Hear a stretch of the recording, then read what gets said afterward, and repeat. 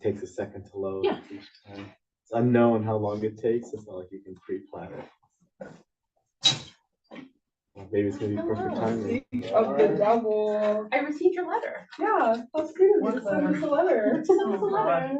What did I send? With the IVCSD magazine. Hello. Where am I sitting? You're at the end. Way down here. I'm on time. I'm a minute late. I'll sit next to you next week. Hello.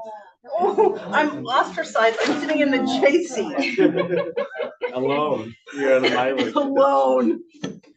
See, now It's you okay. gotta look down at it. I won't be on camera. That's I okay. think at the end does really feel like you can lob some crazy comments out there. Like I do enjoy Kirsten doesn't hold that. Yeah. No matter where she is.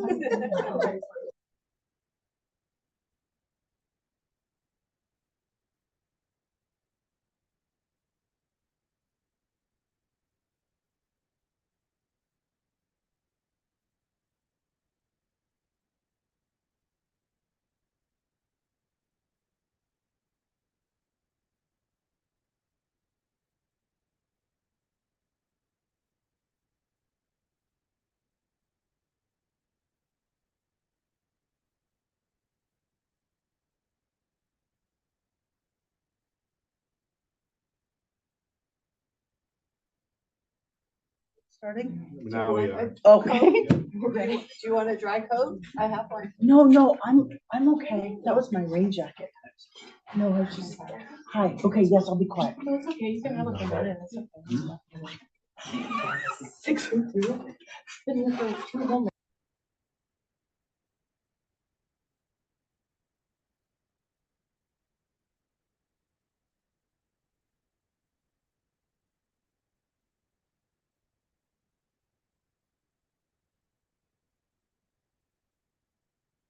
Are you ready? Okay, we're live already. Let's go. Hello, everyone. I'm calling this meeting of the Isla Vista Community Services District to order at 6:03 p.m. I would like to announce that this meeting is being recorded. Can we get a roll call, please? Director Carmichael. Here. Dr. Hobart. Here. Brad. Here. Bachelor. Here. Plot. Here. Seapost. Here. Topwood. Here. Perfect. All right. Before we begin, we would like to acknowledge the Chumash people who are the traditional custodians of this land. We pay our respects to the Chumash elders, past, present, and future, who call this place Anaskoyo, the land that Isla Vista sits upon, their home.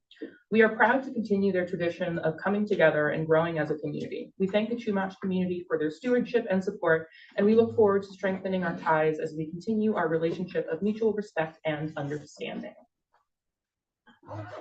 Now let's move to the consent agenda. Does anyone have any items they would like to pull for discussion? Today is February 10th. So on our consent agenda, we have approval of the minutes of the January 27th regular meeting and approval of $7,998 to Alta Nova Incorporated for general staff de-escalation training and parking training. Motion to adopt or approve the consent agenda. Sorry, I had a hand from. Oh, I was gonna make a motion. I'll second. All right. Alrighty. Can I get a motion to adopt? You have that? I motion to adopt. Motion. We have a second. Second. All right. Let's do a voice vote. All support of the passing the consent agenda. Aye. Aye. All opposed. Abstentions. Alrighty, the ayes have it.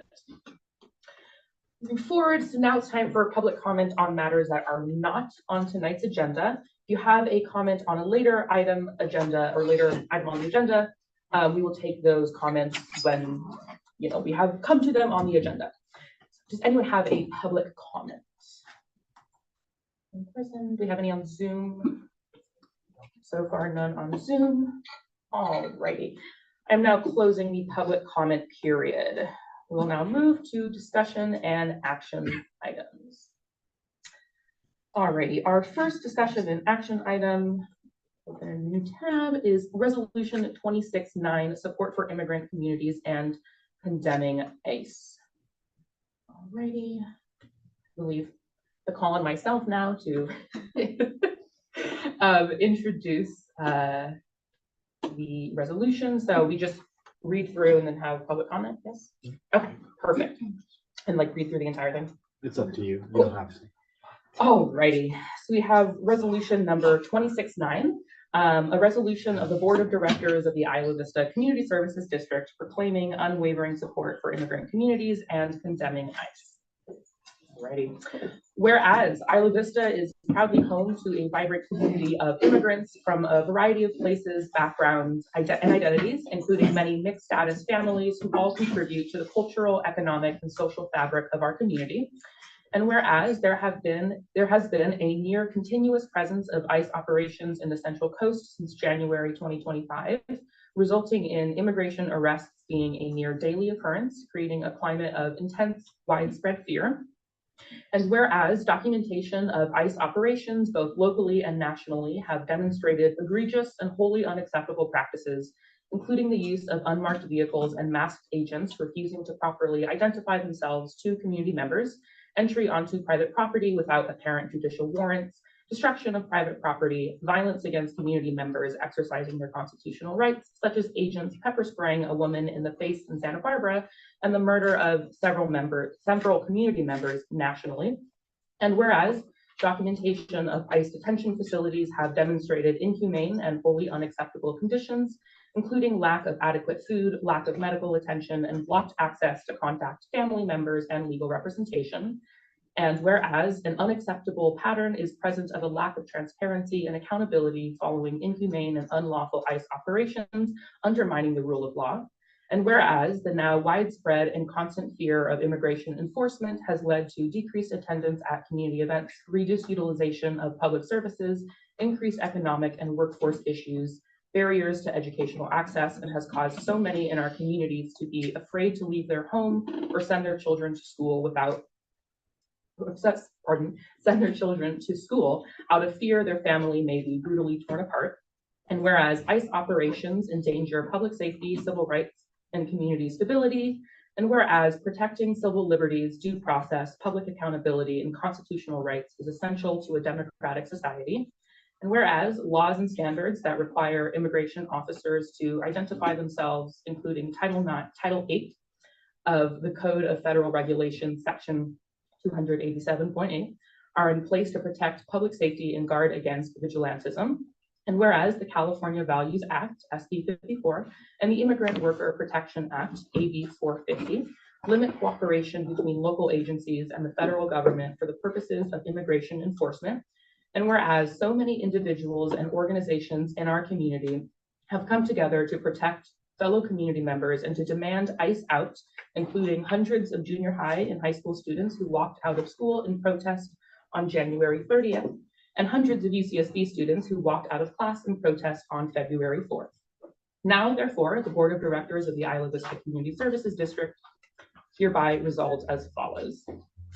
The Isla Vista Community Services District Board of Directors expresses its complete and unwavering support for immigrant communities who are a critical and valued part of what makes Isla Vista a special place. And the Isla Vista Community Services District Board of Directors condemns ICE operations and calls for immediate, independent, and publicly transparent investigations of illegal ICE operations, including civil and criminal accountability. And the IVCSD Board of Directors calls for the abolition of ICE and calls on the federal government to end militarized immigration enforcement practices, instead turning to humane, lawful, and accountable operations centered in dignity, respect, and the rule of law. And the IVCSD Board of Directors urges Santa Barbara County Sheriff Bill Brown to use his public platform and access to federal government officials as president of the Major County Sheriffs of America to call for an end to ICE and CBP operations. And the IVCSD Board of Directors calls on all federal, state, and local government leaders to use their authority and public platform to end all law enforcement collaboration with ICE, including the Santa Barbara Sheriff's Department and the California Highway Patrol. Thank you for bearing with me for the long presentation of the reading of the resolution. I thought it was a good resolution. Thank you. All righty, we open to public comment first. Yes, all righty. Well, now, do we have any public comments about this resolution? Any on Zoom? Okay, perfect. No hands on Zoom, no in person. So I'm now closing the public comment period. Now open up to board discussion. I just want to say a big thank you, President Carmichael and Director Hobart, for bringing this resolution forward. What's happening in our communities is just absolutely disgraceful. It's a trampling of everything that we as Americans stand for when it comes to rule of law and the Constitution. And I think that this resolution is really well written and articulates our values. You know, this type of immigration enforcement and ICE is new in American history. ICE was only created in our lifetimes. And there is no reason why resources of the federal government need to be focused on tearing communities apart. We have been able to have the rule of law in this country in the past without this level and this type of enforcement that is really hurting people. And I really want to call attention to what can people at the local level do. Our sheriff, Bill Brown, is the president of the Major County Sheriff's Association. He regularly meets with Trump administration officials, poses for photo ops with the director of the FBI, Kash Patel.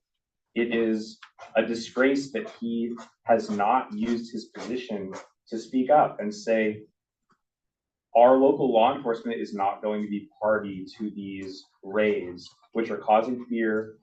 They're causing local residents to fear calling the police when there is a real serious actual crime in progress because of the perception that the sheriff's office or other law enforcement may be involved. What I wish the sheriff's office or other law enforcement agencies would do in this moment is do what other law enforcement agencies across the country are doing, really acting as documentarians of when these raids come in our communities.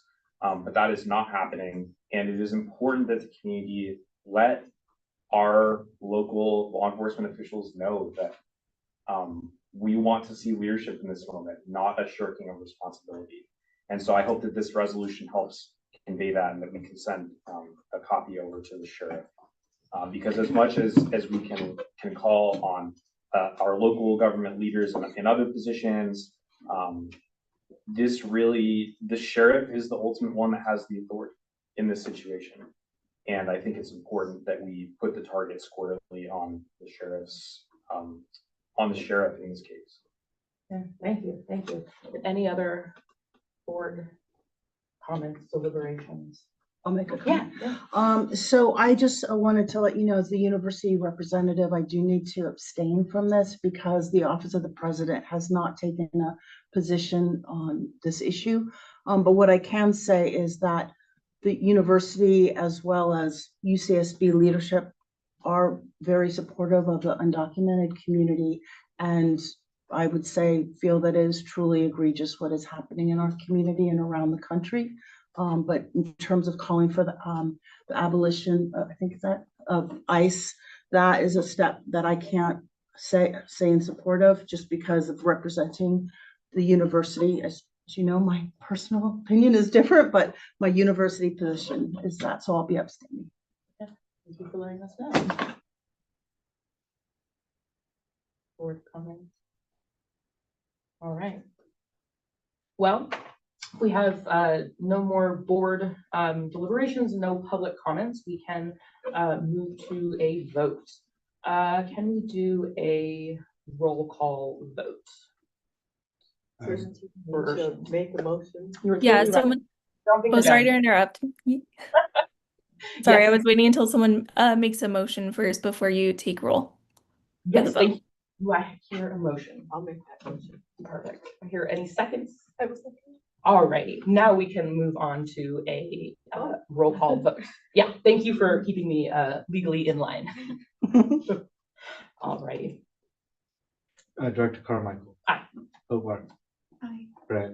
Aye. Dashler. Abstain. Plot. Aye. Seapost. Aye. Tom. Yes. All righty, the ayes have it. The resolution is adopted. All righty. Moving on to our next agenda item, County of Santa Barbara, Chapter 17, Waste Ordinance Amendment. Okay, so I'll let Jenna present most of this, but what you have attached are all of the county documents related to this. So the board letter, the track edits for their ordinance change. You have a summary of the amendments from our end that we produced. It's in like there's a red line talking about what changes are being made, and then a letter of support that we will submit, with letterhead and everything, if we do approve a support position on this with some pictures attached below. So I will turn it over to Jenna to talk about this. It's been a long time coming. I think since she started the job, she's been documenting this issue and advocating and working with Carlisle and McKenzie from County of Santa Barbara, who are also on the call to answer questions. And it's been a long partnership to make this happen, to improve our trash and waste management situation in Isla Vista. So I'll turn it over to Jenna. Hi, everyone, and thank you, Carlisle and Mackie, for being here to answer any questions. I'm sure that there will be a few. But in summary, this has been a long time coming. Essentially, my team and I had gone out to really try and study the root cause of litter in our community, and we very quickly realized that there were some pretty obvious causes to the litter as opposed to just, people throwing trash onto the street. Mostly the issues are very structural and systematic. And so we were lucky to be able to work with Marburg and the different departments of the county and Isla Vista residents in order to discuss our findings. And they obviously are very experienced and had wonderful ideas of exactly how we needed to go about fixing the issues at hand. And in our letter of support, we just talk about how there are challenges in Isla Vista in regards to waste management for multiple reasons. One being that most of the trash cans in Isla Vista do not have lids attached to them. And they're actually just the circular bins that only come in 32-gallon sizes, rather than the bins with lids attached that come in multiple sizes. So that creates a space issue and a containment issue. In addition, I believe that the number of residents living at any given property has increased since this waste ordinance was last adjusted, rendering the current service requirements insufficient, unfortunately. In addition, their recycling service is not currently required. And not only does that take away items that could have been recycled, but it also overbears our waste receptacles, and many residents have complained about not having recycling services at their property. And then, of course, we wanted to try and mitigate the fact that a lot of the litter happens to be in front of very specific properties. And so what we're also advocating for is just to make it easier for code enforcement to mandate that properties obtain the correct amount of waste service that they need in order to mitigate the fact that the litter is just constantly occurring in front of the same properties a lot of the time. So that is kind of, those were our findings and what we go over in the letter of support. And I've attached photos that I've taken over the years in order to help you visualize some of the issues that we're talking about. And Carlisle and Mackie, I'll just go over real quick the adjustments to this ordinance, and then I'd love if you could tell me if I got anything wrong and also elaborate on anything you feel like needs to be elaborated on. So here are some of the amendments, or all of the amendments. So originally, it wasn't mandated that property owners had to hold the trash account with Marburg. Instead, many residents held the account. And so while we have this turnover year to year, we also have accounts closing and opening constantly, which put a strain on Marburg, and it makes it more difficult to target who we need to be speaking to in terms of waste management when there's issues.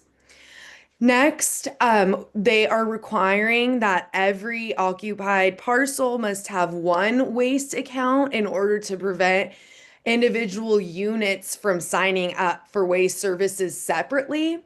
And that's malleable if you are a unit that has just, if you're one property with two separate units and it makes total sense for you to have two accounts, then that's a different deal. But for the most part, each unit may not have their own waste account. Next, there will be updated minimum service levels. So rather than one unit, or sorry, let me get this right. So rather than requiring a 32-gallon can to be serviced twice per week per unit, it's 35-gallon cart. So meaning it's a cart that has a lid attached to it. So like I mentioned before, better containment, service twice per week, and one 35-gallon recycling cart service once per week. So now recycling is required in addition to the larger and better contained bins. With single unit dwellings, there's also an increase in service and a requirement of recycling carts. And as far as container management, they're going to try and make it so that containers are consolidated and dwellings must use the fewest number of containers possible. So this is just in order to prevent multiple little containers on a property and just trying to make it like dumpsters when possible, for example. Also, year-round service is going to be required for the most part. So therefore, accounts won't be canceled and then open again when the new school year comes about. And one of the most important aspects, as I had mentioned in the letter of support, is that code enforcement now will be having an easier time to mandate that properties get additional waste service if necessary. So we're hoping that all of these changes help to make all the or help to prevent litter in the first place by better containing litter as it enters the trash bins, and also just make it possible to intervene when necessary. So that being said, Mackie and Carlisle, is there anything that I may have misspoke or anything you would like to elaborate on? And thank you both so much for your work on this. It's just, I think it's going to make a huge difference for the community. Thank you, Jenna. That was great. I don't have anything to add. Really, Mackie and I are just here to answer questions.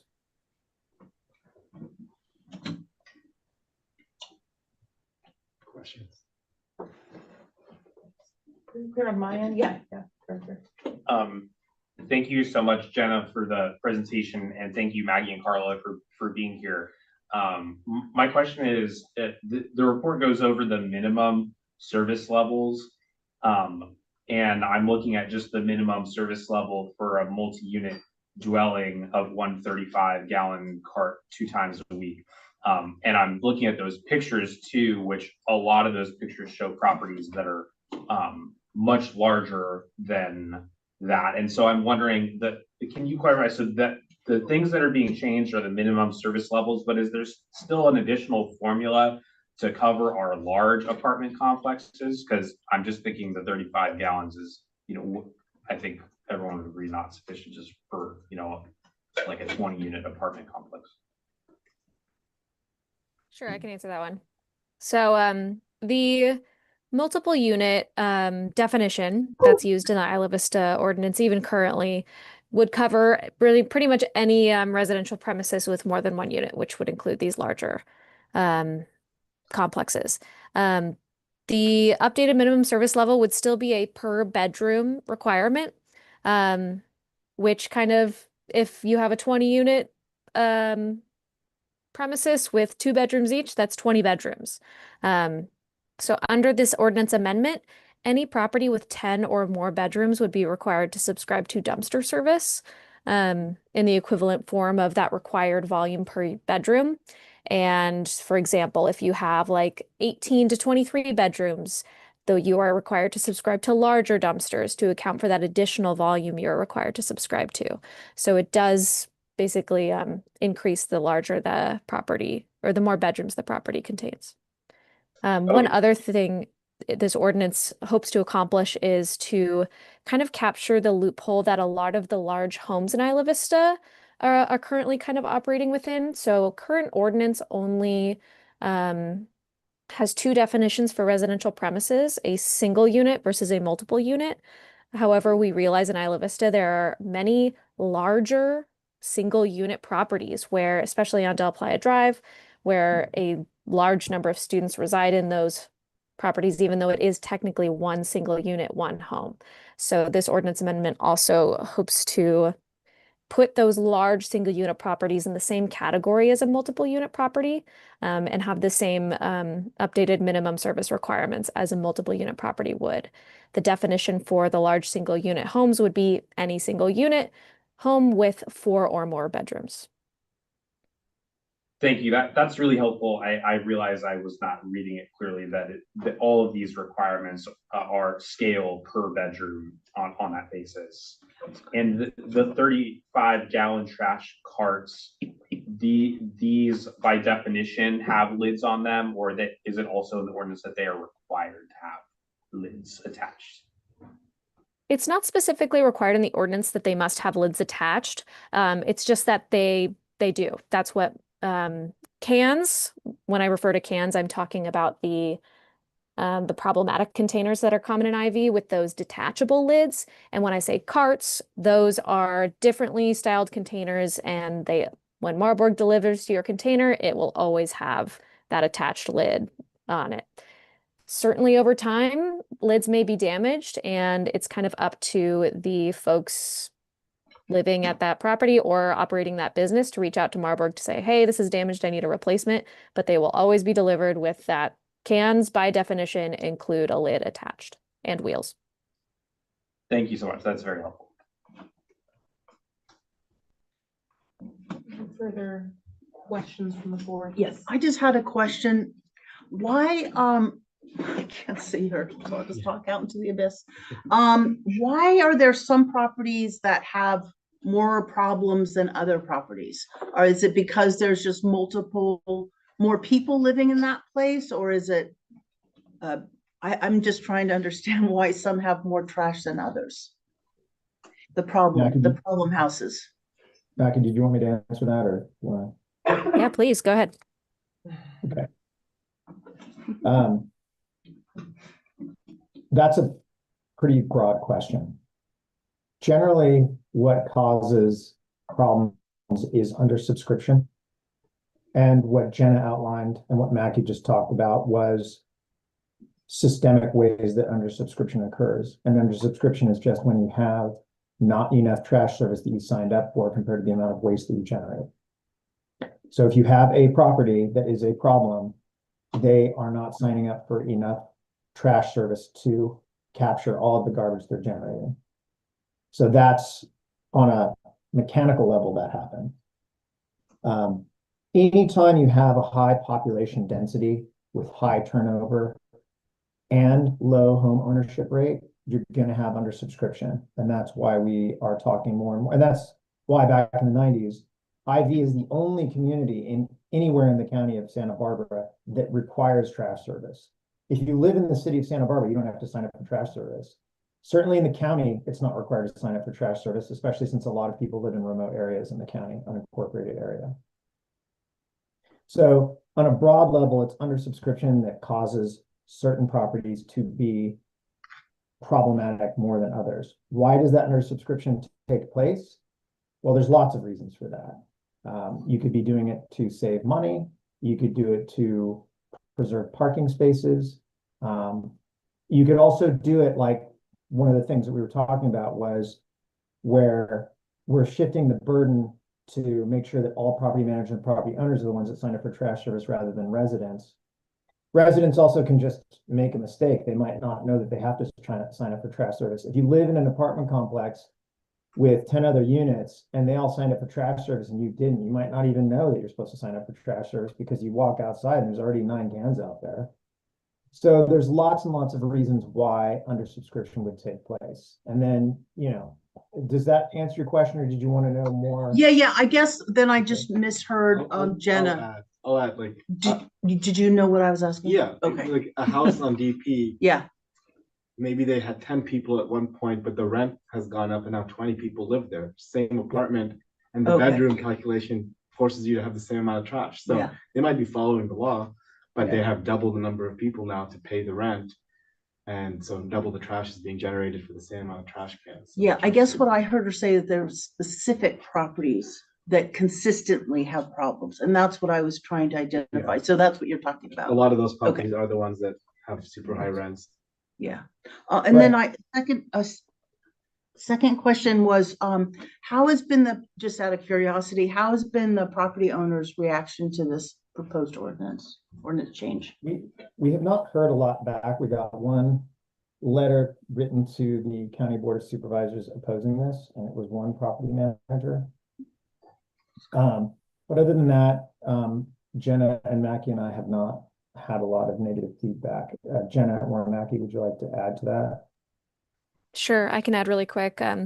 We really did try to get the word out. We utilized the UCSB property manager listserv back in mid-December to give that list of those kind of basic ordinance amendments changes we were pursuing. We also asked Marburg to send an email to all of their IV customers, residential and commercial.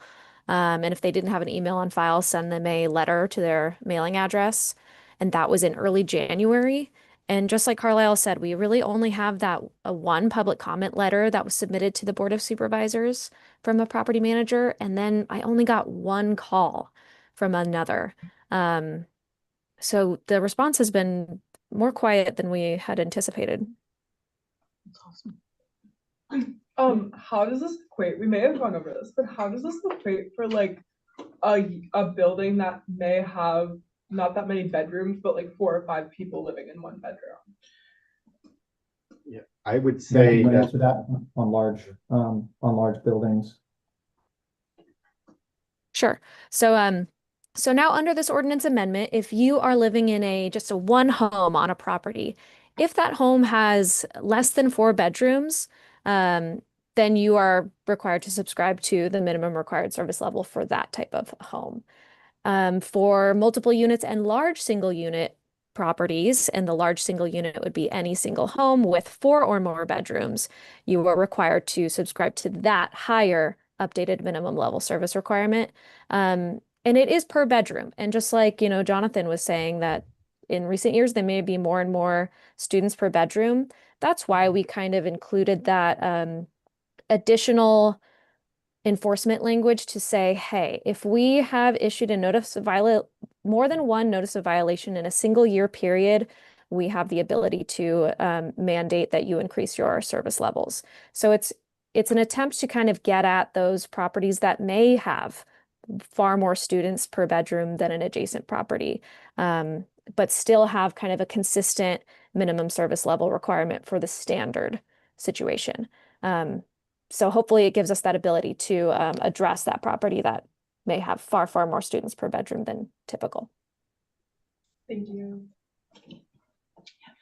Jenna, I wanted to ask you, you mentioned a couple times in your presentation about code enforcement. So that's county code enforcement. And is that proactive code enforcement? Or is that complaint driven? Mostly proactive, but complaints definitely help. And our team's on the street, so Jenna's team makes the keeps an complaints. eye. Yeah, Our code enforcement officer tours ID several times a week. We also get feedback from Marburg as well. If Marburg's having a particular problem with their property, they will also let us know. So there's complaints, there's obviously coordination with Jenna, and Jenna is a great resource. And then we have, we have our own code enforcement officer do tours and, inspections. And then obviously IB Public Works does as well, IVCSD Public Works. That's awesome. One further question for Jenna. How does this ordinance impact the trash cans in the commercial district that we we've installed them? I'm not sure if we maintain them or where the responsibility is. Does this apply to the commercial area? No, it does not. Okay. Yeah, we'll maintain the same service levels with the trash bins on Pardal, which should be 3 times per week. And if that ever seems like not enough, then we can always reconsider. But 3 times a week seems like it's been working out. Okay, well, that's helpful because I see that that's pretty well above the minimum service levels. Yeah, just to clarify, the minimum required service levels are only relevant for the residential premises. Mandatory service is throughout IV and does apply to commercial customers as well. They do need to subscribe to waste service, but we have no minimum required service level for commercial businesses. Thank you for that. That's helpful. Any further board comments, questions? I have comment, but I don't have any more questions. You can have a comment, yeah. You can? Yeah. Okay, I thought maybe we had to do it later. I just wanted to thank Jenna and the county staff and Marburg for working on this problem, because it's been a problem for many years. And it's such it's so ironic how beautiful in so many ways that Isla Vista is, and how people appreciate the place here, and there's such a strong conscientiousness about our environment, and yet the trash is so abysmal. And so I just really appreciate Jenna and county staff and Marburg all working together to creatively address this situation. Amending an ordinance is no small thing, and so I just want to thank you for your efforts, because it's something that people see all the time, and it doesn't feel good to live in a beautiful place and have the amount of trash on the streets and sidewalks. So thank you all for your great work. Do we have any public comment on this item, either Zoom or in person? Yeah. Hi, it was great to hear about the trash. I know that I live in a house with a lot of people, so it'd be great for the trash to get taken care of. Is there any way that I could ask a question about the previous thing that was brought up, or is that past now? ICE resolution? Yeah. That's the question for. That's up to you. You're the president. Yeah, I mean, it's short, legal, we can probably. Maybe you want to do it after we get through this and we'll go back to it.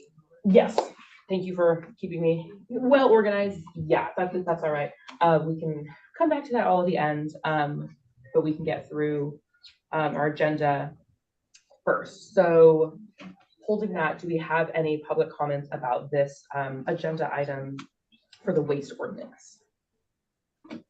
In person. All righty, and last call for board, yes. I too just want to say a huge thank you to Jenna. You have been like a bulldog on this problem ever since you started in your role, documenting and bringing the images to the outside world of what is going on in some of our neighborhoods. And frankly, I don't think that the general public outside of Isla Vista really understands what's going on. I don't know. I haven't been able to see the public record to know who the property owner is that made a public comment on this. But my response to them would be that I would invite them to visit the property that they own. I would have loved to do a site visit with them to show them the conditions that exist, because this is the home of 15,000 people that have to deal with the ramifications when managers try to skimp on bills. Yeah. And try to, reduce service as a way of reducing their costs. And so I just really want to thank County Public Works as well for digging into this. It's really unusual that an unincorporated community within the county really requires its own ordinance or even gets its own ordinance to try to solve a specific problem. And we've had that for years. And I really appreciate you just digging in, working over the course of over a year to update this. I'm really happy with where the work product ended up, and just excited to support this and to see, what it will mean for hopefully some relief that our community is seeking from the litter. This is just not really a problem in the commercial area. This is a residential area problem, as was pointed out before. And so I think that property owners that are skeptical of that should come visit with us. Thank you. Yeah, I think it's about time for these amendments, and think that the problem could seem really overwhelming, but I'm glad that there were so many partners on this project. And once we started actually looking at what was going on and breaking it down, it became clear what needed to happen. The ordinance was last updated in 1995. Wow. Oh, wow. Yeah. Okay. Bit of time ago. 31 Not too long. years. 31 years. Who was born? Hands up. I was barely.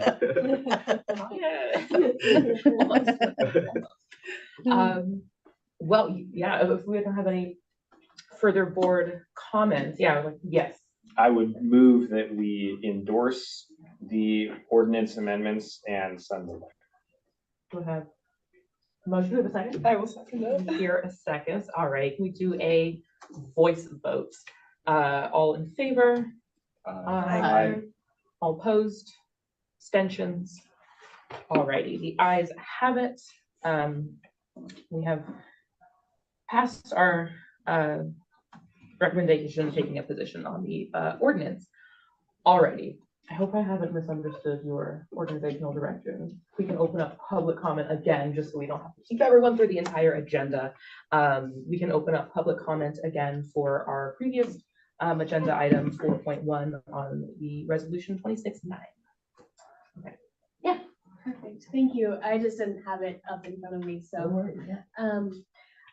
I am with Indivisible Isla Vista, also a lot of us are.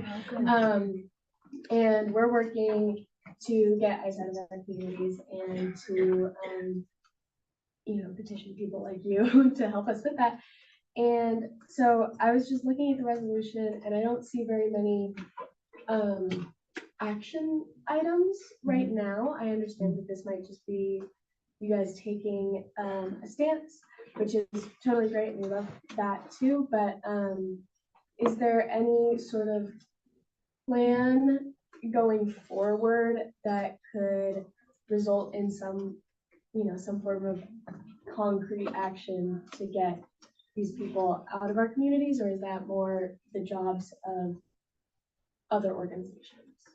Yeah, it's a good question. So the ordinance, is all, not ordinance, pardon, the resolution is, all of our resolutions are kind of defined by the responsibilities that our board has, and the not the responsibilities that we have, but also our jurisdiction, what we can control.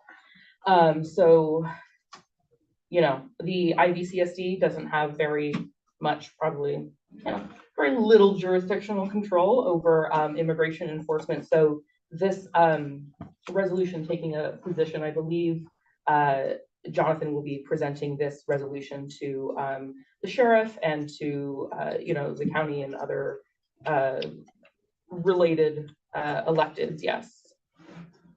Yeah, I mean, we Yeah. could submit the resolution to them, but the board did take action in August already. So Yeah. we did already update the policies to identify public and non-public spaces, made a contribution to immigration groups in the area. So I do think that the board has taken some actions already. And so this Yeah. is a stance that's additional, but we've taken substantive action in August. Sure, yeah, if you can, he's referring to the resolution that was, similar resolution that was passed last August that had a lot of the same positional languages, but also we had updated our policy for all of our buildings and spaces for what staff should do if ICE ever comes onto one of our properties. And can you remind me the dollar amount that we had?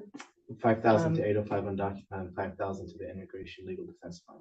Yeah, so that was 10,000 evenly split between immigration legal defense and 805 and DocuFund.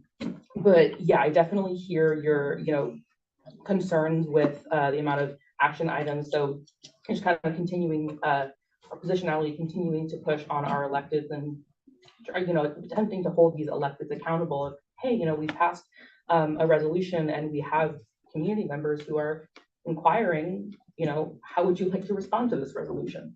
So kind of, putting that pressure on the electeds combined with our actions for both changing, the policy of our buildings and spaces and the $10,000 evenly distributed was what we found to be within our jurisdictional limits. Yeah. That's great to hear. Yeah. Can I add one thing? Our challenge is that we're not a city. And so if we were a city, we would have significantly more latitude, but really it's the sheriff. It's the sheriff, and the sheriff needs to speak up. The sheriff needs to take a more active role in doing what other cities across the nation are starting to do. Thank you, Indivisible. I'm so glad to see you form. Just thank you for all of your organizing over the last week. It's been really special and important for us. Keep going. Yeah. Thank you. And, definitely continue to push, the sheriff and other electeds who have more jurisdictional control over these matters, to bring our community's voice to the forefront. Thank you. Yes. Are there any plans as far as holding the university accountable for protecting its students? Excuse me. Can you repeat that? Holding the university accountable for supporting this resolution and protecting its students?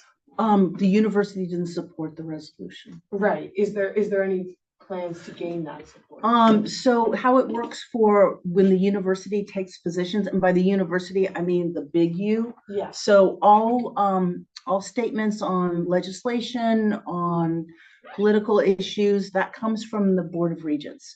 And that authority is vested to them. And then they give that authority to the president of the university.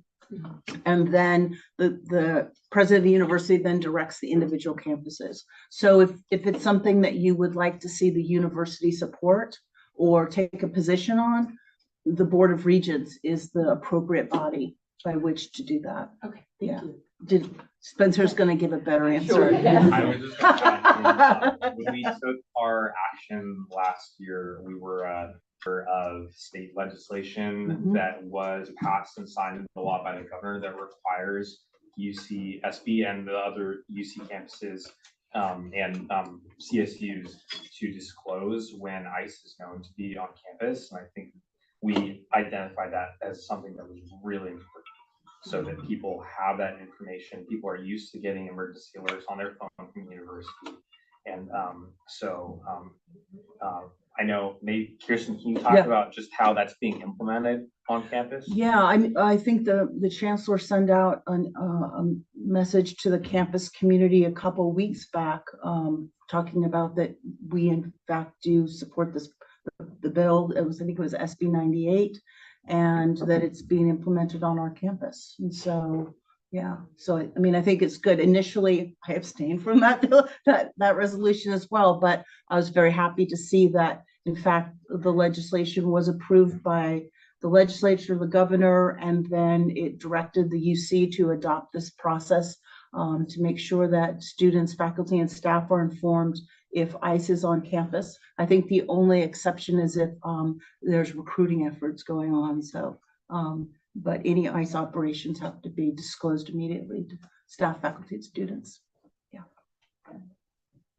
Yeah. Oh, yeah. you can go ahead first. I just had a question, like I think a lot of students especially feel frustrated, especially because we aren't a city. We do see that the elected officials such as the sheriff really aren't upholding, I think, what the community really feels. And so I'm not sure exactly what you guys can and cannot say, but if there was this continued kind of alliance that we see with like the Trump administration and other things that do target our marginalized communities here, what are the steps either as students or as the board that we can take to either recall or hold these officials more accountable? Yeah, I mean, kind of more general question, but of like, you know, how to hold elected officials accountable. So it's my, I guess, advice is not so much different than, you know, how to civically engage in anything, but it's we can also talk more online, because I don't want to get into like, here's a civics lesson. We can definitely chat. We can definitely chat more offline about, you know, what kind of steps community groups can take to hold different electeds accountable. But I guess the short is it's no different than, you know, holding any other elected accountable. Just, you know, being there, mobilizing, showing the community voice, and, you know, being persistent in that. Yeah. Do you have any public comments about the language of the ordinance specifically, just so we can kind of manage some time? And then I'm happy to chat offline about anything else. Yeah. I actually have a question specifically about, you mentioned wanting to bring this resolution to Sheriff Phil Brown himself, and I was just wondering how you plan going about that and what that kind of looks like as like, as IV is not really like, as you said, we're not a city, how it would go as the community district, taking that to him and the steps you would take to really ensure that he listens to it. Yeah. It's more staff question, perhaps Jonathan, for how the process works. I mean, we would just email it to him at a basic level, unless you had something else you wanted us to do. Yeah, we can chat, yes. I mean, he is very well aware of this. He has made a decision not to, and it's up to folks like us to try to hold him accountable. He's elected, right? Can I make he's a comment? Yes. You hold elected officials accountable the way you vote, right? I mean, so if you want to hold elected officials accountable, do it at the ballot box, do it protesting. I mean, the fact that you have a new chapter in Isla Vista is awesome. I was so happy to read about wherever I read the article about the new chapter forming. It was very welcome. But that's how you influence elected officials, is you show up. Register. And you you register, you vote, you protest wherever they are. The sheriff's term ends in 2 years. So. It's a county-wide election. office, so Yep. everyone in the county is eligible to vote for that office. Yeah, so even IB in our lack of city, but we can still vote in the all county elections. Yeah, Yeah. I believe, doesn't voting start in June? Yeah. No, For the voting starts in sheriff. May, In May. but not for that election. That election's in 2 It's in years, November. in Oh, March. okay. Yeah. March 5th in 2 years.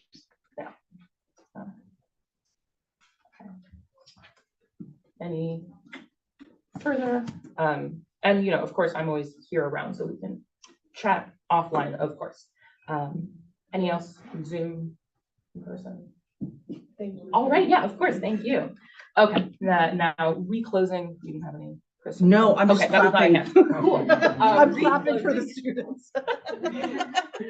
Reclosing public comment period, and then we have reclosed that public comment period, and moving on to agenda item 4.3, which is the budget process timelines. The board received a staff report and gave direction to staff and the finance committee. Okay, well, I attached the budget process timeline that Sydney prepared. And so it's starting a little later this year, and we just have a little less to do on this because we have a few less programs that consolidated some things into one report, which is just the natural direction things are going in. But next, in 2 weeks, you'll get the financials for how things have gone so far this year. And March 10th, you know, it's been one of our board goals to talk about potential tax in November. So we'll start talking about revenue on March 10th, and in line with the mid-year financial update, both will help start informing the board on options as we're making the budget for 26, 27, on if we need to look at a revenue option or not. But that's the big, the big point of the budget process this time.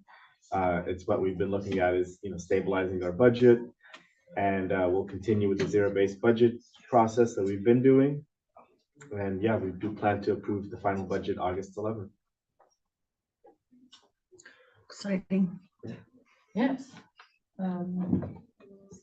It's just the timeline. Yes. And Jonathan, it seems to me like the finance committee has started meeting earlier than May in the past, and that we've had some presentations from the different programs. Or Yes, you were it's in thinking here. It that's should say gonna that happen? March, by end of February, beginning of March, by March 28th, we'll meet to start the looking at the actuals Oh, from I this see year. that now. Thank Yes, you. I March by remember March that. 28th. Super. It says by then. Sometimes we've done it at the beginning of March, sometimes at the end. But it depends with schedules.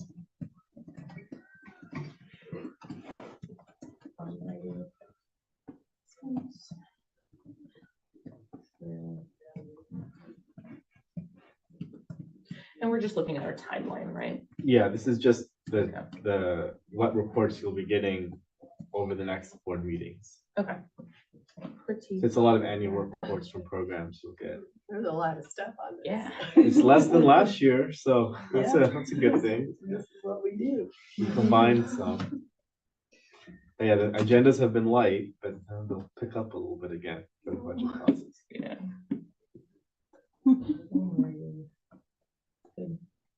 Are you rethinking being on finance committee? So Not for a moment. I can't wait. When do we get to start? Recommitting your excitement for Yeah, finance exactly. committee. We'll aim to start, I think, in the next 5 to 6 weeks. Okay. On the finance. Sounds good. Sounds good. Do we have any board questions, comments, deliberations about If our there's anything timeline? else you want in this too. Thank Do we you. do like how we did that Saturday meeting? Are we gonna do that The again? retreat? Yeah, that. Sorry. Yeah, I think we talked about last week or 2 weeks ago, we talked about doing the retreat later in the year instead of earlier. So maybe in May, Okay. I think what we kind of said. So we'll look at scheduling for that. But we have some time. And I just want to say, having served on the finance committee for a few years now, that the staff does such a wonderful job of putting all this together and putting very easy to understand, good preliminary budgets on everything. So they really do make our job easy because they are so thorough in their preparation. So thank you for that. We really appreciate it. Yes, Dr. Brown. Can you kind of describe what our public outreach looks like around the process this year? It's gonna be a public process, but we have so much else happening in April and May with the Spring Festival and parking launch that we'll have the same tools, but we won't have as much staff time available to push them. So we'll have the budget surveys and the opportunity for people to come in person, but we just don't have as much resources available for everything this year to do as intense as we've done. But we usually get about 100 people responding to our survey from the different classes and email lists it goes to.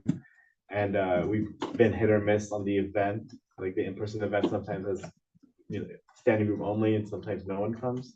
So it's just depends on the year of what people are interested in.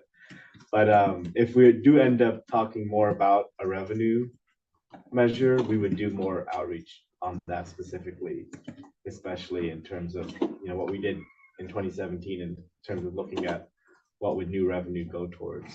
So we would do outreach on that, but we don't know yet where that's going. Awesome. Yeah, thanks for sharing. As related to that, did the IVRPD take a position on putting a measure on? I think that meeting's tomorrow. Oh, it's tomorrow. Yeah. Okay. Or I don't know if they're taking an action. But They're just reviewing. they're looking they're at a considering report, yeah, or hiring a consultant to do that analysis. Got it. Which we did not do for Measure R, and Mhm. we don't have to. We don't have to because we're awesome? No. Or we don't have to because it's not Not required? required. Okay, It's not good. required, yeah. We didn't do it last time and we're still here. I don't know.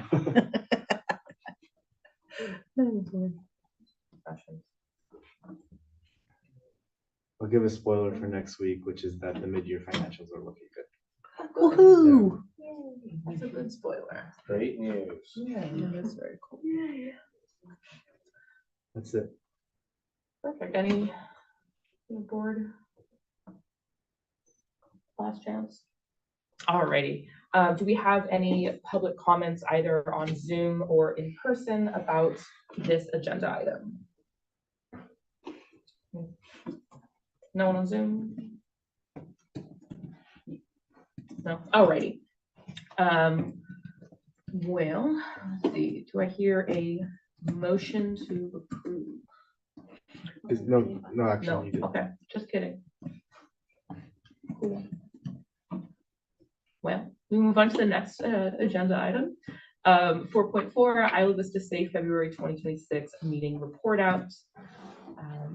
Alrighty, and I So- believe this is Director. Yes, and I'll ask our team to fill any gaps that we missed, because we, part of the way that we formatted is that there were some breakout groups, so everyone went to one, I went to the other. I would say a lot of the information that was shared about the Tiltopia planning that the sheriff's office is working on are things that we've heard before. We've heard that they plan on keeping the law enforcement presence essentially at the same levels that it was last year. I asked the question of how enforcement would change given that they have the new ordinance. Does that mean that they're going to be focusing more on noise and less on minor alcohol crimes? I know that's something that we have heard from the community before in other contexts. And they basically said, we're going to handle it all equally. In the discussion that I was in about communications, I think it went really well. I think that it really showed to me the value of the meeting by the fact that we were actually able to get both public information officers from the sheriff's and fire, which is the first time we've had them both in the same room, along with our team. And so I think that it was very helpful at trying to get sort of give them the knowledge that we have about how we can best reduce the harm to our community members that could come as a result of that day, and helping them understand the good things that we are doing and that we're going to be talking about in our next item. And so, do you want to share out from another one? Yeah, like Spencer said, most of it was stuff that we've already been told on the board. But I think one of the things that stood out to me is a lot of the AS / like UCSB affiliated people, they had a lot to say about the wristband distribution. They felt that because half of the money was coming from AS, half of the tickets should be available to students. So like we should distribute half an IV, half on campus, which probably is something we should look into. I don't know if you've since adjusted like any of your plans after that meeting or not. Yes, I have. Based on those conversations and just the very clear ask that we got from UCSB as a whole of different levels, I think the best plan of action is just to table at the same time in both locations. My plan as of right now isn't to like reserve a specific amount for both. I think we'll table in both locations at the same time and just see what their response is and how people are signing up. I think after the first week, we can kind of see how things are going, and if we need to like reserve for like a specific area, like if there's just a lot of one group that is taking more than the other, then we can adjust. But I'm really curious just to see what the involvement's going to be like in those first couple weeks. And I think the biggest thing wasn't just, students, but it was specifically students who lived on campus. So then also just making sure that our process allows for people to use their address on campus as a way to get a wristband. But what we did try to make extremely clear is that this event is not prohibited to wristbands, that all like 99% of the resources that we are providing are not wristbands exclusive. And so that was another important thing that we just wanted the community to know, is that regardless of what the wristbands do offer, the funding is going to benefit everybody. And so that was just something we tried to make clear. But in this time, my current plan is to table at both locations at the same time and see how it goes the first week. And I'll readjust as needed. Yeah, that was something you had to repeat quite a lot I at did. that meeting. I did. I got some emails after too. So that's my current plan. Sounds good. I have a question. Yeah. Were you guys able to speak with the lieutenant about specifically how noise will be enforced, or if they're planning on making those expectations clear to the wider community? So once again, I mean, you asked another question related to that, about their approach towards the amplified music, and he just kind of responded with, or sorry, you were that without, sorry, Spencer asked a question about what their approach to areas without amplified music. He said that like acoustic guitars are allowed, and they wouldn't have any approach to that, but like in like music inside the house is allowed to. It's kind of the things we've already heard though, about like, as long as they can hear it from the property line, they will enforce it. But yeah, it seemed like their approach to enforcing it hasn't really changed, and there's still no like warnings or anything like that. Yes, I just wanted to clarify that, because there was something I heard about like in 2014 when noise was, this kind of similar thing happened, that lots of people were able to gather in backyards or even, the decks on DP, so long as that music wasn't heard from the property line. And I just want to make sure that's really clarified for everybody, because I feel like there's been a lot of like, Deltopia is over, nobody can get together, nobody can, have these gatherings. And it sounds like what he's reiterating is that people can get together, acoustic guitars can be played. Yeah. Noise can happen so long as it's not heard from the property line. Exactly. Okay. You were in the breakout room for the media group. Was there anything about that in the messaging? I think that what we primarily discussed is the fact that noise is allowed within our area, within our permitted event in the commercial area. And so a lot of our messaging planning focused on making that very clear, that the place where the gathering is not only allowed but encouraged is in the commercial area. And so I think it was good to try to get like fire and sheriff on the same page with that approach, which is kind of something we're advocating for. A big thing that was talked about was like making sure the messaging is standardized across all organizations. So all agencies have the same message and there's no conflicting information. Was the sheriff PIO there? Yeah. Yes. All the Yes. PIOs, SBCC, UCSD. That's great. That's sheriff, awesome. Fire, us. So did Sheriff, I'm sorry, I'm just like talking right out. Did Sheriff PIO say, because sometimes they send out something earlier than other PIOs, and did they talk about that? Sometimes that message tends to be a notifier that there's going to be something happening, and I just wonder if they're clear on their approach of the deterrent aspect of people coming from out of town. I strongly agree that in the past, that information that they have put out has been a amplifier of what happens and been an open invitation. Yeah. And is part of the reason that we're here in the first place. Yes. I think that we had a really good conversation with them about how we would like for them to, number one, phase the information in terms of when it goes out, so as not to preemptively notify vast swaths of people, and to also really put the information out there that things are different this year. They stated that they have already gotten media inquiries about what the ordinance actually means that they will be responding to. And that is like kind of in the here and now was my understanding of that timeline. But that it's their intention to work with us on the timing of communications when it comes to the actual week of.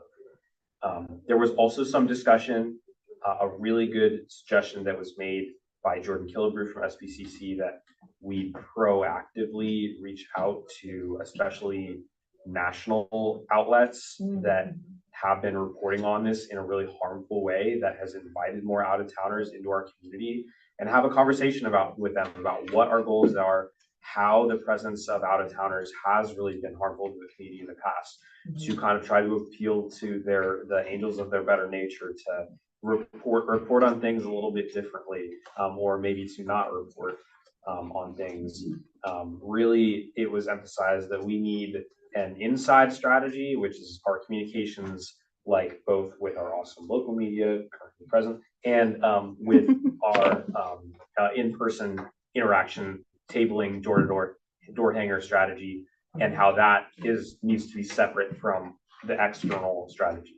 It's difficult because information travels, but I think that was kind of, hopefully that kind of answers your question.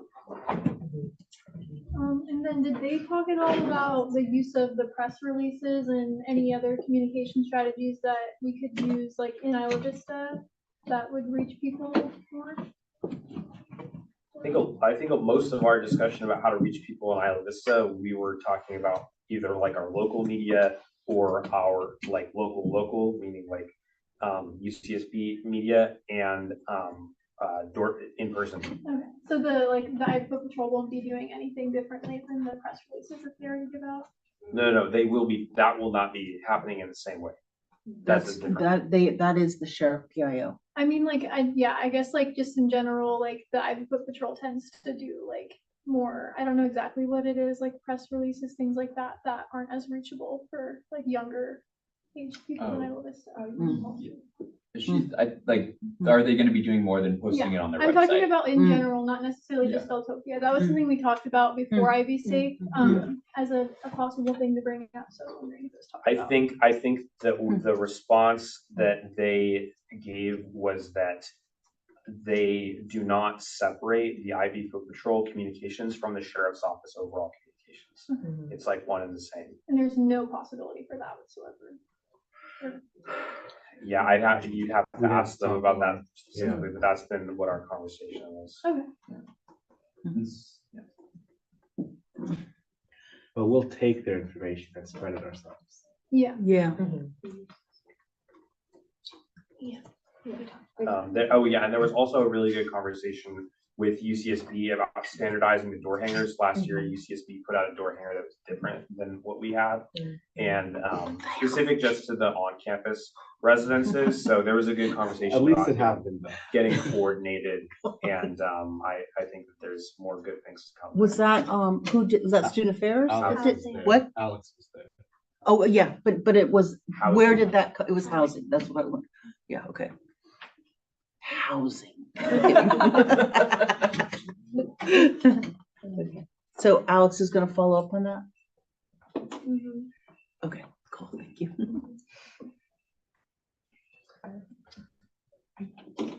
I wanted to clarify a point. You said like acoustic guitars would be allowed. So when they say like amplified sound, they really mean amplified sound. So like, what if you had like an amp? Yeah, so like, what if I had a big brass band, you know, with like 50 instruments? Well, if you could hear it from the street though. Yeah. No, it's acoustic. So if I had 50 trumpeters But and it's just like, you don't wanna who knows what they're gonna do? It's also Yeah. like a It's secret like of the Bruce law line thing and then too. like, oh no, you get a ticket, you don't know Oh, how to for sure. dispute it. and, like, yeah, no, I didn't want to like encourage people to bring like 50 trumpet You players. could have an or anything like that. acapella group playing, I think singing it's- music. Yeah, but I just That's wanted to kind of like allowed. clarify what Yeah. kind of amplified. He did, Yeah. he did specifically say acoustic guitar as an okay option. Yeah, if it's not plugged in. Yeah. Yeah, and I think Yeah. that also what like we've seen from the past is that you can still play music in a backyard or on your deck. Yeah, he and mentioned if it's in your not house. heard, then it Uh-huh. doesn't matter. Yeah. So it's not like, oh, you can't play that amplified music necessarily. It's like, can you hear that amplified music from the street or like from the property Yeah. line? But also like, who knows what the Right. 300 incoming police officers who aren't from Santa Barbara are gonna do. Right, because the person who decides, is this amplified, is this acoustic, can I hear this from the property line, is just each individual police member Yeah. out. Yes. In the, Which we okay. need But to if make they sure can't that they're hear getting it, the then right they message. won't go Yeah, up to I you. mean, if they can't hear it, they can't hear it. if they can't hear the music, then there's nothing for There's them to nothing to say. approach. Yeah. Yeah. They're not gonna be going door to door, right? Like, we didn't hear that. They're not gonna be knocking on every door and that's inspecting people. Yeah. I At don't- least we hope, because we don't have any like We hope. written promises from the sheriff other than like what's What's the law? in the ordinance. Nobody can force the sheriff to do anything other than the sheriff. Right. Isn't that the truth? I feel like the public defender will be getting a workout this year. Yeah. They always do after Delta. Yeah. You know, there's that. Okay.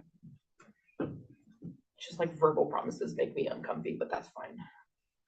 Of course. Okay. I mean, can we ask the foot patrol to like put out what they're looking? Well, that's what I was asking, but Oh, then they yeah. said that they can't put out anything without, the foot patrol can't put out independent media. But they could call the information that they get from the PIO and put it on their website, right? Yeah, Right, I because think like, the issue is just that nobody's looking at the website. yeah. Oh, so are you talking like Instagram or what are you talking about that where would you want to see that? They do not have their own. Yeah, they're not independent allowed. Instagram. Okay. I think that because they're within the, Sure. yeah, I think that's what, Yeah. Schmidt had said before.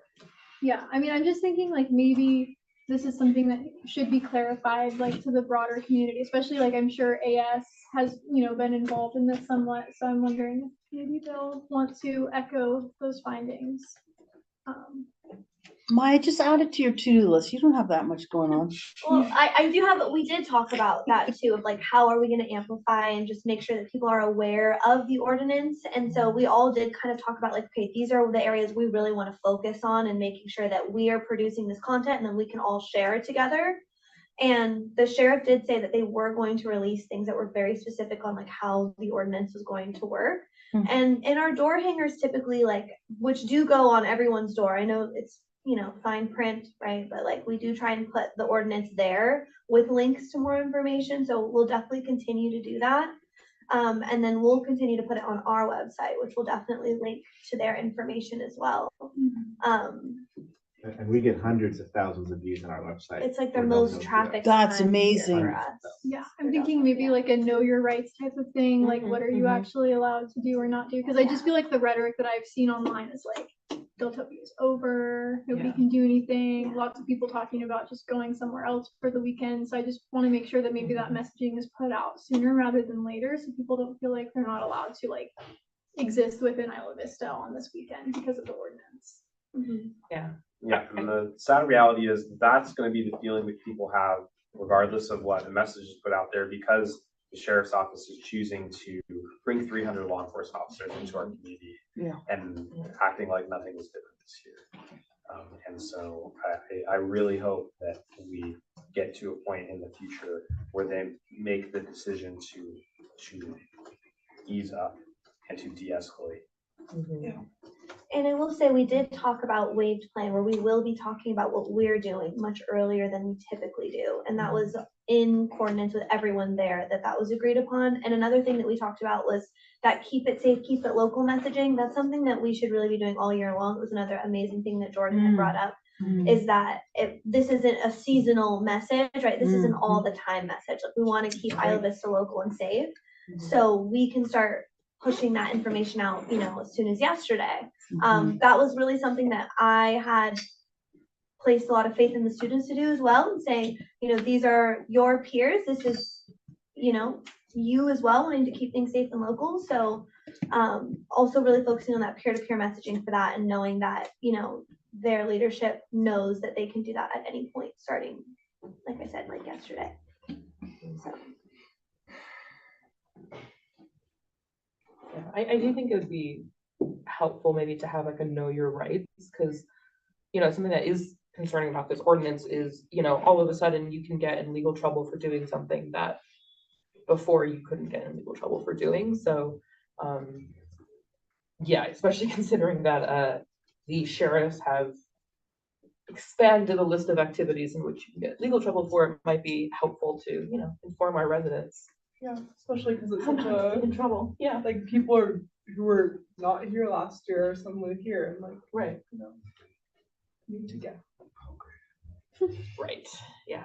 And also just like amplified music is such a Loose low term. bar. Yeah, perhaps I'm trying to get some clarity because we have such a lack of clarity, perhaps from the sheriff's department, at least in writing. Yeah, okay. Stressful. Yes. All right, let's rock on.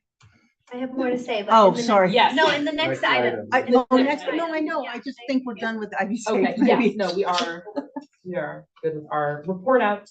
So we can move on to 4.5, 2026 Spring Festival Planning Update. Sorry to interrupt. I just want to make sure you open it to public comment for this item, and then you can move on to the next one. Yes, thank you for keeping me alive. I really appreciate it. Okay, have any public comments for agenda item 4.4, Isla Vista Safe February 2026 meeting report out? In person, Zoom. Okay, seeing no public comments. Now close the public comment period and move on to our next agenda item, 4.5, Spring Festival Planning Update. Okay, Maya's been doing the impossible, Oh. did the impossible, I don't know. It's not done yet. Not done yet, but major steps are done, and yeah, I'll turn it over to her to talk about what's going on, but things are going very smoothly. Wow. And yeah, I'm really happy with all that she's been doing, it's been amazing. Thank you. We'll go through the map in a second, but I just want to talk about things like zoomed out as a whole, especially just because like we've been talking about, you know, what this means for Del Playa. And I think a really big thing that we want to push, we want to make sure that people understand is that while Del Playa is going to have 300 police officers and the rest of town, our site is going to be a safe space, which we have triple and quadruple confirmed with the patrol that they're going to be at those two tables and the rest is going to be only security. So that is something that our messaging that we want to make sure is super clear that people understand, like we are trying to create safe spaces and we are trying to do things for them. So that is really what we want to focus on our messaging as well. So what that includes, 80 bathrooms. I know that sounds insane, but that is the outdoor festival permit requirement. There needs to be a bathroom for every 100 people. And we have a site map of 8,000 to 9,000 people who can be there at once. And so you need 80 bathrooms. So you'll see that on here. We also have 4 first aid tents. First aid tents are defined as a tent that has 3 EMTs that are in compliance and working with our larger, broader EMS system for the day. And we'll likely have someone from our internal county team at those state tents as well. So it'll be a combination of people that we're contracting to bring in and someone already on their team. Can you repeat how many EMTs? So that will be a total of 12 EMTs, 3 at each. 3 at each. Of the Yeah, thank you. or the first aid tents. Got it. And then there's 4 safety stations that we'll be doing in partnership with UCIV. I just had a really lovely meeting with them this morning and talking about how they're going to be supporting obtaining some of the harm reduction supplies that they've done in the past and even expanding to help support even more. Also activating the Part All Center and supporting with some of these other safety stations. And so what a safety station looks like that's a little bit different than a first aid tent, which they will be clearly labeled. A safety station is where you can get free food, water, snacks, whatever, and you can also get a place to charge your phone, and you can also get a safe walk home. So whether that be our SSPs or with UCIV, we're planning to have 4, and all of these locations have been pre-approved by the larger system of medical support that day. Additionally, we're going to have 6 stages. There'll be 3 DJ stages and 3 band stages, which you'll see all around. Confirmed locations right now is we have Anascoyo Park, Madrid, we're going to be completely closing off the street. It's going to be our biggest stage because it has a capacity to hold around 2,000 people. I know that sounds like a lot. We need fire to approve and make sure everything sounds good, but roughly that'll be our biggest stage. And then the other band stage will be at the Ivy Food Co-op, so it'll be one of our smaller stages. Our DJ stages will be at the Isla Vista Community Center, my brain, Dublin's, and at Ivy Deli. Dublin's will be a 21 up area, which is important to know. So in total, we have about 9 different entertainment zones. So we're activating Perfect Park, People's Park, Anascoyo Park in its entirety, Madrid, the street. We have Part All, the middle of Part All, Ivy Deli, Ivy Food Co-op, and Dublin's inside. So lots of different areas for activities. Like I said, we have 2 police tables. One will be near, they're kind of both on both ends of the event. One is it's across from Lao Wang's. I don't know, it's like an abandoned deli right now, but that's where one table will be, and the other table will be in the Domino's parking lot. And so place tables will have sunscreen and water. We will have at least 50 security guards, likely more. I put 50 plus because we're still coordinating with our security team to just make sure that we have all of our high target areas covered. But that's a combination of roaming security and station security. And it's a mixed modality approach where we'll have harm reduction ambassadors, and then we'll have like security guards. And I don't know how else to describe it other than that. Harm reduction ambassadors are going to be the people like watching out, making sure everyone's safe. But if you need extra support, that's when we have that higher tier of security. And if things are escalating past our security and we need further support, that's when we will be engaging with law enforcement. But it's important for us to know that we do have a tiered approach. Right now we're proposing 3 road closures, the middle of Pardal, the end of Pardal that backs up into campus, and then Madrid in its entirety. And then we're also working on a beer garden, which is actually a fun, I guess a fun conversation is a good way to put it. But in my research in ABC licensing and permitting, which is what we'll be going through in order to do this, a beer garden in a public space is only allowed really if you're a nonprofit and in order to gain profit for a nonprofit. So I thought this was a really cool opportunity for us to work with a designated nonprofit that we can all agree upon, and I can pitch it to them, to raise money for them. So essentially we can set the price of the beer, and all of the proceeds from the beer or wine sold that day will go directly to a nonprofit of your choice, or however choice you want. We thought it would be really fun to do like a very cheap beer, like maybe something like $4.04, like to go with a date or something kind of fun and cheeky like that.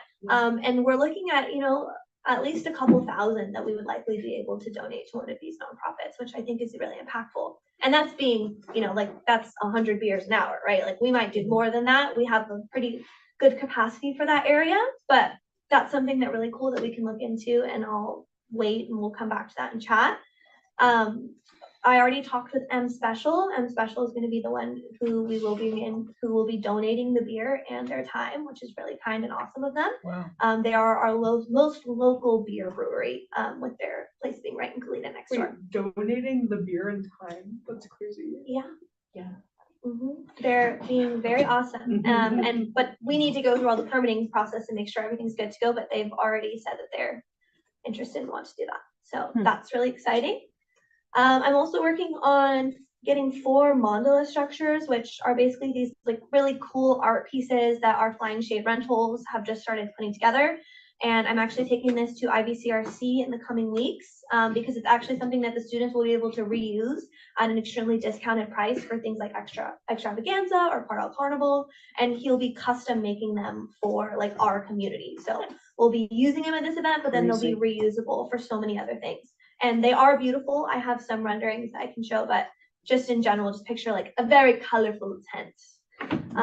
And we're planning to put a couple in Perfect Park, which is the one at the very bottom of the loop. We'll have seating, or top of the loop, however you want to call that. And then we'll also have some on Pardal. How they'll be on Pardal versus like on the street on Pardal, which is my first choice if we can get it approved by fire, or over Ivy Deli, the parking lot, something cool like that. So those are all the different components. You'll see the map, there's like a ton of different layers. You can see like where security is going to be, where like have like fire safety points, where we have the first aid tents, where we have water. I don't have food on there yet because I want to make sure that all local businesses are like super solid and ready. But what we're working on for food is having free tacos at all the different taco vendors in Ivy for a couple hours, and then also have different food offerings at all of our entertainment zones, and they'll be different at each time of the day, so that 2 free food offerings at different sizes of the venue will be happening at the same time, so we don't overwhelm one business at once. So that's that. A couple exciting other things. One is we have 2 names that we are going to be giving out to the community to vote on this week. We really only have this week. Like, let me reiterate that we really only have this week because I need to put everything in. But the 2 names that our event leads came up with that were pretty good, I thought, were one is Soltopia, S-O-L. Sol being like the sun, taking more influence from some of the Spanish names and culture in Isla Vista and the street titles and so on and so forth. Also with our neighbors like Fiesta, downtown Santa Barbara. That was something that influenced them to come up with this name, which I thought was great. And then the other one, which has no Topia in it at all, is Soundwave Fest. I thought that was also pretty clever, a little play on the fact that sound waves are the big contention point of the event this year. So both of those I thought were pretty clever, and I wanted to open that up for you guys as well to think on, chew on, and we can talk about it. In addition to that, I just hired 9 incredible event leads, and I'm so happy to have them. We have a mix of UCSB students, SBC students, recent graduates who work in the community, freshmen. We have 2 freshmen on our team, and just like I said, an incredible group of people. The interviews were very comprehensive. We did group interviews for the first time, and they all were bouncing off each other, getting really excited about the different ideas, and I'm really impressed with the group that we have. So I'm really excited to see what they work on. I had my first meeting with them right before this. They will also be out tabling all this week, so try and catch them. They'll be out. We have confirmed and solidified over 11 business partners locally that we'll be working with. All of the production and sound teams have been secured and are already ready to go with all the stages and sound engineering. We're working on getting our Battle of the Band and DJ applicants. We have some. We want to expand that in the next couple weeks. Our Battle of the Bands will be online on February 23rd. So keep an eye out for that. And we have our vendor lead. Next steps, we're doing outreach, engagement, and tabling and campus announcements. This first month is really trying to garner community support, get people involved, get people to vote on things, tell us what they want, like very much getting people on. And then the next wave of outreach will be getting people to come. So getting people in on the planning and then getting people to come to the planning. Event lead designs and plan implementation, they're all working on that right now. And then marketing, we're going to be doing both tote bags and wristband distribution. Tote bags, we're modeling off of the tote bags that were really successful in the beginning of the year. If you guys remember the support your local dirt, we're doing the same thing, but we'll do support your local bands, support your local DJs, and support your local businesses. And then on the back, we'll have the name of the festival and the planning partners, and we will have a stamp that the local artist is going to make. So if you bring your tote bag, you'll have a lovely, pretty stamp to get on it from the artist. Nice. Last but not least, things that we've done is we submitted our County of Santa Barbara Festival permit. That's submitted, done, and logged. We're waiting for feedback. We still have some paperwork from lots of things, signatures that we need, but we're still in progress on, but it's submitted and looking pretty good so far. And then we've submitted our first draft of our production binder for the park. We have more revisions that we'll need to make, but the first draft is there. So with that, I'm going to stop talking for a moment and remind us that the couple things that I really would love you to give me feedback on, in addition to everything else, is 1, nonprofits, and 2, the names. But other than that, all feedback is welcome too. But those are the 2 things I really want you to know. Thank you. Questions? This is really exciting. Yeah. I mean, first of all, dang, congratulations, Maya. That was a lot. Yeah. I mean, Wow. yeah. Question. When will you guys be releasing like official band lineup information? In March. In March, okay. But I will say the bands that you recommended are definitely on board. That's awesome.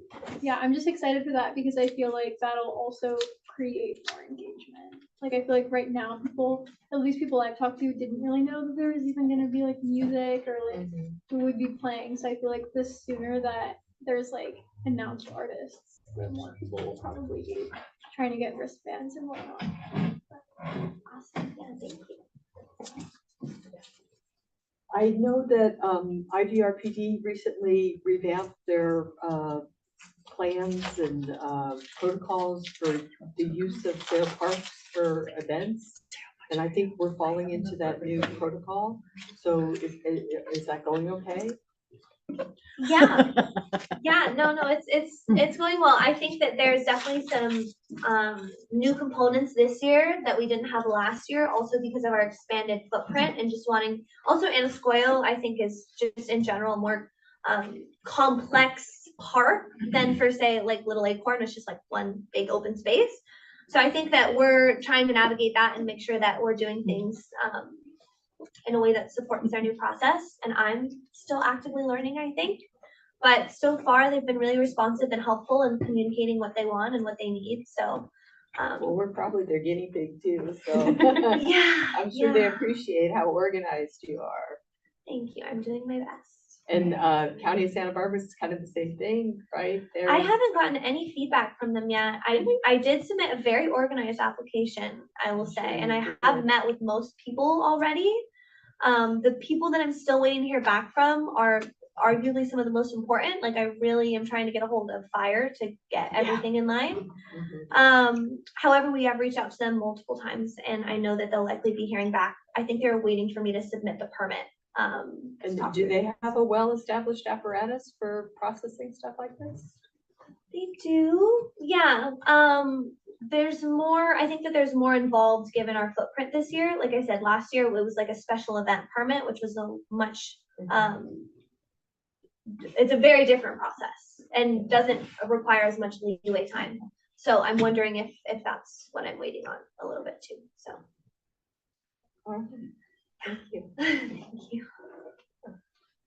Yeah. I just have a comment. I think I like the Soundwave name a little Okay, more. cool. I think it would be good to kind of distance from the Topia name just because we don't want to set those kinds of expectations. I think that because the way I've kind of thought of the event is like people are going to be disappointed by the lack of Deltopia.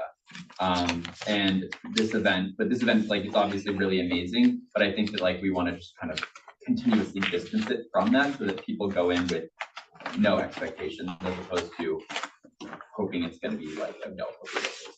That's what That's great feedback. Yeah. I agree with that too. I feel like, I mean, the event that you guys have been planning is amazing.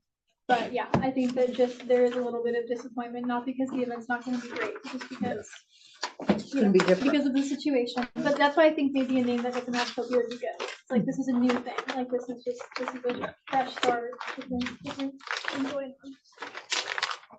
I agree. That's good feedback.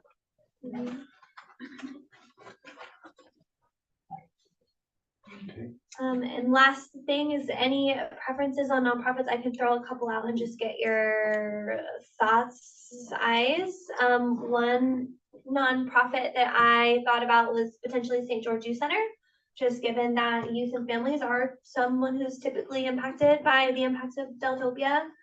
That could be a really great option. Another option could be Standing Together to End Sexual Assault, STESA. They're also one of our active partners.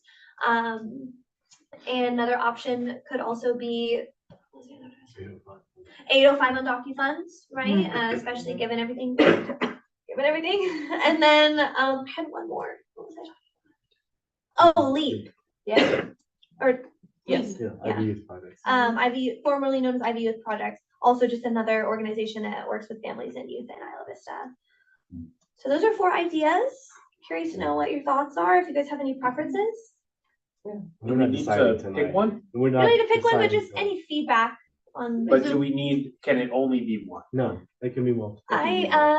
I would say one. One? Because just for the ABC licensing, it needs to go through one nonprofit and they need to be the sole like benefactor. I just think it would be really complicated to do multiple. In my Got it, opinion. yeah, given, okay, so that was what I was Okay. assuming, and given that it's a little bit of maybe a steep ask on the nonprofits end, I wouldn't want to put any of them on the spot at this point, but it sounds like you've got a good list of folks to talk to. Okay. It sounds like they'd be definitely doing us a major favor. Well, they would, yeah. I'm still doing all the logistics of the beer garden and everything. I'm pretty sure they just they're the permitter and they're getting all the funds. And having carrying insurance probably. Yeah, and the insurance, yeah. Isn't IVCSD a nonprofit? No. No, we're a government. Really? We're a government.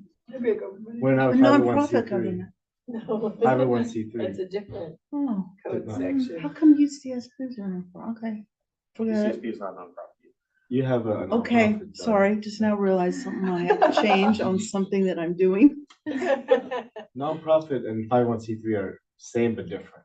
Yeah. Not all 501c3s, or not all nonprofits are 501c3s, but all Right. 501c3s are nonprofits. I mean, I think that it would be great to give to a nonprofit that works specifically in Isla Vista. Yeah, For I was sure. about to say that, yeah, Mhm. something directly connected. I agree, and I think all of the ones that you mentioned would definitely fit that. Yeah, For sure. Yeah, I mean, definitely, you had a great point of let's make sure that the nonprofit is ready to receive this. So, the decision might just be who's most ready. But all the suggestions I think were fantastic. I really like the local focus. Also, I appreciated the focus on, communities or organizations that might have been like negatively impacted by Deltopia. So like, youth and family organizations. I mean, 805 DocuFund is also a great option given, everything. And, given we had public commenters ask for, more action. So do you plan to like bring these like 4 nonprofits, like, and the community is gonna like vote to decide on the rest of them, or we're just gonna be like, this is the one? I'm gonna have some conversations with them. This Yeah. is something I found out like this morning, Oh. that I knew it needed to be a nonprofit, but I was a little bit like, I had to talk to somebody on the phone about what does that mean? Like how does the nonprofit need to be involved, right? Because obviously we're organizing everything, but just connecting that a little bit more. And after today, I think I understand a lot more about what is asked of the nonprofit and how they would directly benefit from it. So I think what I'll do is I'll set up meetings with each of these and just kind of gauge input. If everyone is necessarily very excited about it, then I guess we'll kind of go from there and see what we can do. I mean, I think also with Stessa, I mean, I think that would be great, just considering one, the maybe messaging that was given out last year about women and Deltopia, and then also just the more recent uprising of sexual assault in Isla Vista too. I think that would be great, but that's just my take. Yeah. Okay, Yeah, I agree with you. Okay, I'm hearing a prioritization of reaching out to Stessa, potentially St. George Youth Center, and then 805 on DocuFund. Maybe not necessarily in that order, but that's top priorities. I will say in terms of just being very, Stessa has been an incredible partner at the table, really digging in and trying to hold our partners accountable and really uplift the folks in the community that they serve. And so I do think that they understand both what's at stake and also are really bought in on the vision. Okay, good to know. Sorry. All right, that was all from me. Thanks, guys. Tremendous work, tremendous. Not enough accolades. Yes. Thank you. Thank you. I'm excited for you all to see what our event leads come up with. I'm excited too. They're really, really, really excited. That's fun. Yeah, it's really fun. It's fantastic. Alrighty. Any further board comments? No. Do we have any public comments on Zoom or in person? Okay, I'm getting the hang of things a little bit. 7 times a charm. All right, seeing no public comments, we can close out public comments, and we have no further board deliberations and no actions required. It's just an update. So I guess our required action is to congratulate Maya.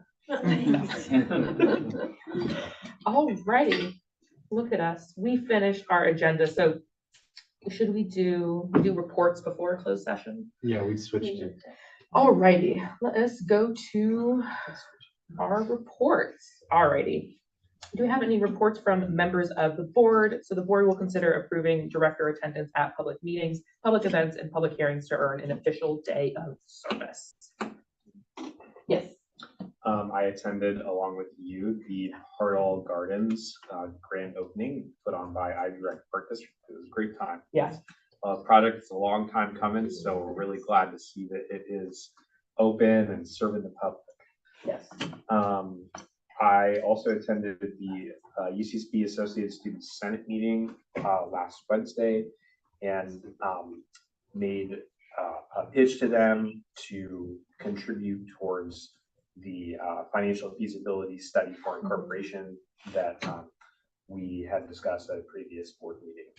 and answer some questions. Was well received. Wonderful. Yes. Wait, I already told you this, Jonathan, but some people from the Ivy Tenants Union reached out to me about like a survey on tenants' experience with landlords.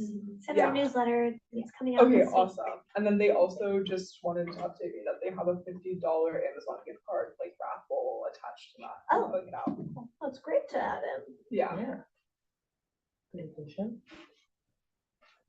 Any other reports from board members? Yes. I'll just mention that I've been in touch with Supervisor Laura Cap's office, and Wonderful. she is intending to do a public comment at the Okay. LAFCO meeting next month. Okay. All right, good to know. Yeah, glad you've been able to get in contact. That's fantastic news. Yeah. All righty. Last chance for board members. All righty. We can finish out the reports from the board, and go to reports from standing and ad hoc committees. Don't believe We're trying to schedule meetings. Yeah, we have no scheduled meetings. All righty. The doodles. Do we have a report from district council? No reports from me. That's good. Report from general manager. Yes, I have a couple things to report on. First is an exciting one, which is that we're gonna have our first ribbon cutting of 2026 on February 25th at the Welcome to IV sign. I don't have a better location to describe it besides at the sign itself at 12:30 p.m. So we'll have a short program and pictures taken and the big scissors and this ribbon to cut. So that's exciting. Thank birding. Yeah, no, it was not chosen on purpose, but I told them like it's poetically chosen. The universe chose it. We are close to hiring a parking compliance manager, so we're doing final checks, but we're excited to have that done, and we've hired our parking ambassadors. So parking program is moving ahead smoothly. We've had good working relationship with our new consultants and just working through a lot of different last minute details. You'll have the administrative fine schedule to approve at the next meeting or the one after. Yeah, we've done a lot on the Deltopia planning, as you've heard, and we've had Ivy Safe, which was a big one this time, and hopefully the last one where this is the only topic, but no, there's a debrief one still in April. But besides that, that is the rest of my report. I had finishing still PTO that I had already scheduled, and I have like my final few days for a while coming up, so I'll be more at work after this week. Good. All righty. Ending out our reports. We don't need to take public comment on reports. We can go to closed session. All righty. We can enter closed session. Oh, one last thing on my Yes. report. Before. The walking path from this building to the community center is installed. Yay. The Yay. project list we've wanted to kind of get this getting through. Nice. Wonderful. Feel free to not walk in the dirt anymore. Yeah. And if any board members want to come, the waste ordinance is being considered on the 24th at the board of supervisors. So you can come on Zoom or in person. Is it on the consent agenda or no? It's gotta have a hearing. What's that? So the ordinance, It's docketed and ready to go. But is it an A item or a D item? Oh, I thought it was like. I thought that we were just hearing about it and it was already. they're asking for our support Oh, well, yeah. to be able to go on record when they get it passed. That the It's local a- government thinks. It's a good D item, idea. it looks like. So Oh, there, yes. it will be, Later, it won't be on consent, it'll be discussion. later in the day. Yeah, it's, have a number, it doesn't We'll have a figure it number. out. Yeah, we're meeting with them next week. They estimated 45 minutes. Oh my gosh. Well, we spent 32 or some minutes on it, so. Wait to end the stream. Yeah. Are you waiting? Good luck, guys. Good luck. this is strongest soldiers. Yeah, no. Oh, No, gosh. it's probably fine. It's probably fine. Hopefully, if you got it, whatever it's IPv6, is that the rating? Like, there's like some rating for the battery. We're about to find out. Bye. Thank you guys in 2 weeks.